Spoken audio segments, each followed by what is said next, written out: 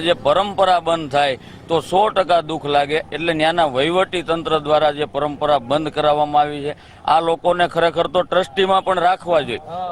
એના બદલે ટ્રસ્ટીમાં પણ રાખ્યા નથી. તો અમે આ લોકોએ રજૂઆત કરી છે. આજે અમે રાજકીય આગેવાનોને પણ રજૂઆત કરવાના છીએ અને 2-3 દિવસમાં આનું નિરાકરણ આવે એવો પ્રયત્ન કરશું. નહીતર સોમવારના દિવસે અમે સ્વયંભૂયા મહાદેવની આરતી કરશું. અમને કોઈ રોકી નહીં શકે. આની હું ભટ્ટ પરિવારને પણ ખાતરી આપું છું અને બ્રહ્મ સમાજ હંમેશની માટે આવા જે કોઈ પીડિત પરિવારો હોય એની સાથે ઊભો રહ્યો છે અને આજે પણ અમે આમને સપોર્ટ કરવાનું સમર્થન કરવા માટેથી સાથે ઊભા છીએ. સોમવારની બપોરની આરતી ભટ્ટ પરિવાર છે તે કરશે, કારણ કે જે રીતના બ્રહ્મ સમાજ છે તેમની સાથે ખડે ઊભો થયો છે. જરૂર જણાશે તો કોર્ટના દ્વાર પણ ખખડાવવામાં આવશે, પરંતુ સોમવારે મહાઆરતી નહીં થાય તો પછી કેલા સોમનાથના પટાંગણની અંદર ઉપવાસ સુધીની તૈયારીઓ છે તે દર્શાવવામાં આવી છે.